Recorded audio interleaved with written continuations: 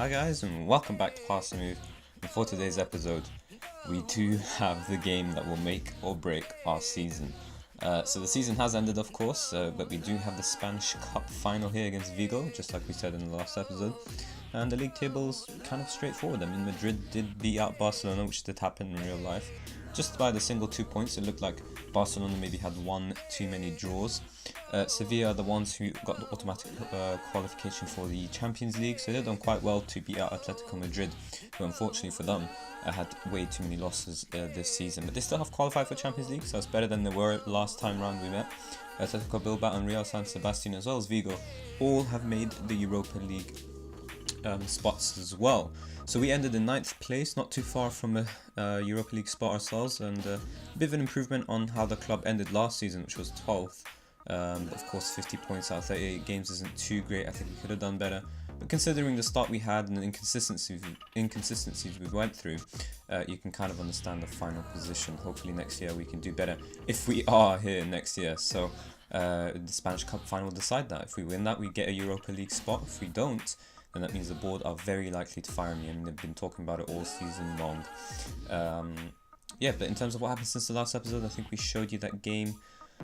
Where was it? It was in Barcelona. I think we showed you the Malaga game. There you go, that's the one. So we lost that 1-0, but against Las Palmas we managed to beat them 2-0 through Guilherme and Munir on the score sheet. Both, of course, central midfielders on attack duties. Atletico Madrid unfortunately couldn't beat them this time around. They got their revenge eventually with Fernando Torres scoring a penalty as well as getting a 91st minute goal, despite Jose Jimenez getting sent off for their team. Real San Sebastian was a heavier loss and ultimately a very poor game by most of my players, but specifically Donati just had a terrible 4.8 rating in that game, so that you can kind of tell where it went wrong. He was basically the problem for all our games. Espanyol, though, a 5-1 win helped us bounce back from that 3-0 defeat, and it was away from home. Villarreal was also an unexpected result, with Santi Mina scoring twice, 88th minute, to help us seal the fate, really. Atletico Bilbao was another surprising win, but it did come in the 90th minute through Simon Zaza, so perfect for us to, perfect way to end the season, really. And hopefully today in a neutral ground, we can beat Vigo, televised event, of course, and get Europa League. If we get Europa League, not only will I be saving my own job, but at the same time, hopefully finances will be better. We're 21 million in debt, or in the red rather. We're going to fail FFP, but I don't know what's going to happen, to be honest. Projection wise, our balance is really poor. We have zero transfer budget, so God knows what will happen, really. I'm hoping the board will invest some money in the squad, in the club rather, and maybe next season's money will come in as well. But let's see what happens. I think we can finally kick off though. And this is the squad we'll be going with for today's game. Diego Alva's not quite ready yet to just be on the bench. I could probably put him in, but it just doesn't really make too much sense. Hopefully I don't regret that decision and our goalkeeper doesn't get either sent off or injured. So yeah, Vigo, of course, I think based on this season, at least not club stature, but based on this season, they are a better team. I think in terms of past meetings as well, we've also struggled against them. So let me see if I can find out about that. Past meetings. Yeah, we drew 1-1 and we also lost 3-0. So it's really Vigo who are the favourites of today's game. Apparently the odds are in our favour though, and the game will probably go to a penalty shootout according to the odds expert. Mina is going to be starting for us because of recent good form. Nani, Bakali, a kind of straightforward front three. I mean, Mina's the only one who's an exception to Zaza, but Zaza's going to be moving on soon after his loan, so it's more likely that Mina will be our first choice striker moving on. Munir, Parejo and Perez are also kind of our first choice midfield. Siqueira, Garay, Santos, Vidal all-star, and Dominic Vidal, of course, the Valencia B player who we had to bring in, who's definitely not ready for the division yet. But we don't have any choice with our other player getting injured and Donati having a horrible game of a 4.8 rating, so kind of makes sense. Vigo going for a very attacking 4-2-3-1 formation, but our formation should counter that. But of course Espas has proven himself to be very dangerous to us previously, so we would do well to tame him, really. Let's see, okay, what can we tell them here? Apparently we're favourites, but we also need to get revenge. And I think I'm going to go with the favourites tag. I should probably go on with the... I expect you to come back with a trophy thing. Morale is much better than in recent games, so hopefully that will play a factor in today's game. And grab us a very crucial win, because this could be the end of my job and the end of this series as well. And we'll be looking into maybe squeezing in one more series before FM18 comes out. But I'm hoping that we actually build up Valencia well enough before FM18 comes out that we can end on a good note rather than a bad one. Either way though, let's hope there's plenty of highlights in this game. None so far. Looks like it's kind of balanced in terms of shots. We've got inside forwards and false nines, so you don't really expect too many on target. But here you go, our first highlight of the game. And it is starting with Vigo on the ball, so hopefully it ends with the ball in the net of Vigo's goal. But anyways, Bogonda leading their attack. Can we win it back and counter? Not really, instead it's a really good ball to Aspas, and there you go. Punished instantly. I was hoping that would be offside, but apparently it's not, and the man who you said would be a danger man is proven so. One hell of a cross, and even, well, not even better finish. The cross is much better than the finish, to be honest. It's completely let go by his man here. If we can find out who that was, Garay, perfect. I'm gonna have a look in just a moment and see.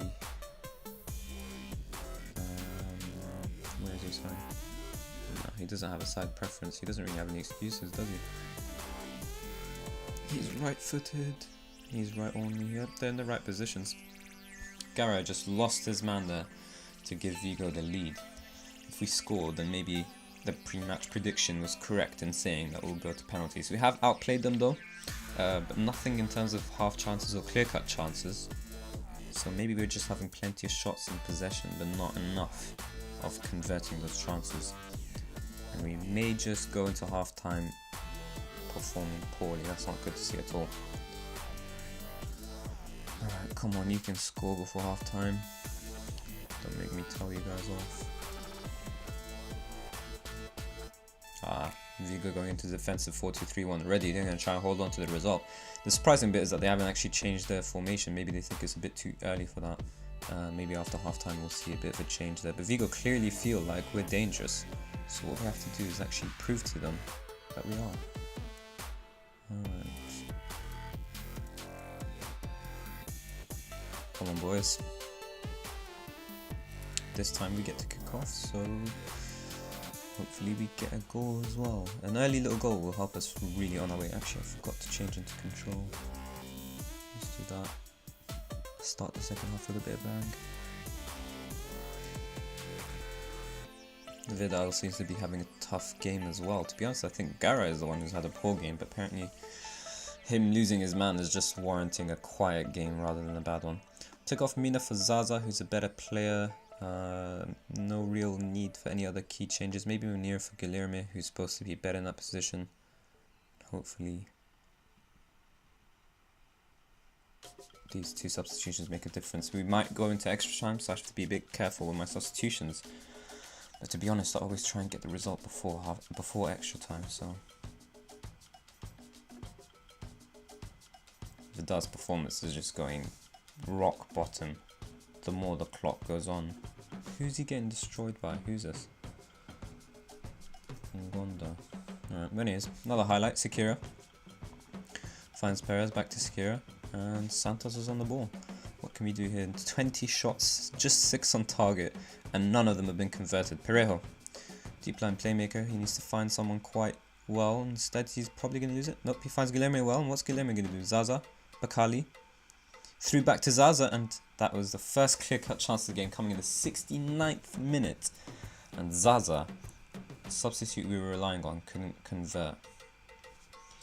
Let's make one more substitution. I think I'll trust Nani and Bakali. They are first teamers. Perejo's tired, so maybe Mario Suarez can make a difference for us here. Come on, boys. Do not let my career end out like this. That start of our season has really come back to punish us. We've been inconsistent all season, but I feel like if we got the results in the beginning of that season, then we may have just about gotten away with the Europa League spot initially, and then the board would be okay. And we won't be relying on a trophy to do that. Okay, so highlight straight away, and Vigo's the one who's going to put the ball in. Can we deal with it? Good enough, Garay. Lead the counter, please. Stupidly heads it away instead of actually putting it down and finding someone. And will Zaza win the ball high up the pitch? Nope, it's safely back to Planas. There's Zaza actually now. And it looks like Vigo are the ones who are actually going to punch us instead of them. You can kind of tell the way highlights are going to end just by the way they start with the match engine. Rossi on the ball. He's probably going to put a good ball into the box. Goes past Perez instead. It looks like he can take a long range shot all the way in the box freely. Dominic does well to actually win that. That's such poor defending by my, defenders. Come on, one more highlight in our favour, please. Gone into overload. Everyone's on attack that can be on attack. Playing a 4-3-3, which is kinda attacking already. Maybe we can switch to 4-2-3-1. Nah, that would just take away the effect of an inside forward. Oh, there you go, another highlight that I asked for, but it's Vigo instead. Aspas finds Aurelena. And good save from Dominic. Maybe we'll counter from this set piece. Or maybe they'll score. Who knows with this match engine. Alright, good from Suarez. But Cabral is still on the ball. It's funny how we're playing on overload and it's like they're the ones who are outnumbering us. Rossi on the ball again. Aspas, Rossi, Radoja. Can we deal with their threat? Bongonda. Too many easy shots lately. Come on. It looks like a 1-0 defeat is what we're going for. Yep, and the referee should blow his whistle once we clear this. Great. So I'll show you right after this, but the likelihood is we're fired. If we're not, I think I'll still carry on with this save even though we've been, horribly poor. But I do feel we could do better next season with a very clear tactic that seems to work for us. I mean, you don't get to beat Atletico Madrid twice 4-1 results without the tactic doing its job. But let's see, once the game's saved, we'll get a clear idea of whether I'm fired or not. I think I did make a promise already to the board that we'll be in a better league position, so it depends on whether they'll keep their promise. Okay, so far it looks like we're okay. Competitions. Okay, board, insecure. Still looks like, okay, Gaia's upset. Yep, because I promised him European football. Wait, I can hold a team meeting here for some reason.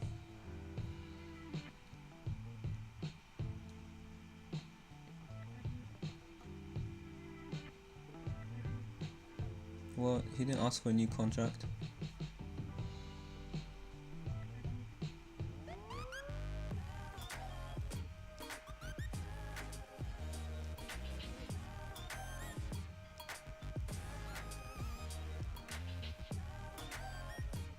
Oh crap. Great. That was great decision making. Pretty much just lost all the players on board. Okay, I did not promise Gaia a new contract. It was qualified continental football, so I don't even know what they're on about. Okay, so Peter Lim seems to be okay though. He's just asked for 116 days left, so it looks like I won't be fired. I just want to, sim a little bit, see whether they'll get rid of me later or not, because then I want you guys to know, of course, whether the save will be continuing or not. And it looks like my B team's doing quite well to, maybe they'll actually get promoted. What's this H thing? One as high as seed. That's a bit unfair. Does that mean they've been promoted? The B team play with the same tactic as the first team and they've done incredibly well this season, so it's kind of on us. Alright, we'll give it like one more sim and then I have to start working on transfers, so I reckon they're gonna give me to about Christmas time for me to turn things around, after have a very good, strong start to the season. But it looks like they won't actually fail me. Okay, we've gone down to very insecure. But anyways, I think let's just end it here, and you know, if you see another episode out, then you know that we have continued the save. If not, that means you know, that we've obviously been fired. But anyways, I think that'll be all for today's episode. So if you did enjoy it, then please do hit the like button and subscribe for more daily Football Manager 2017 content. As always, guys, thank you all very, very much for watching.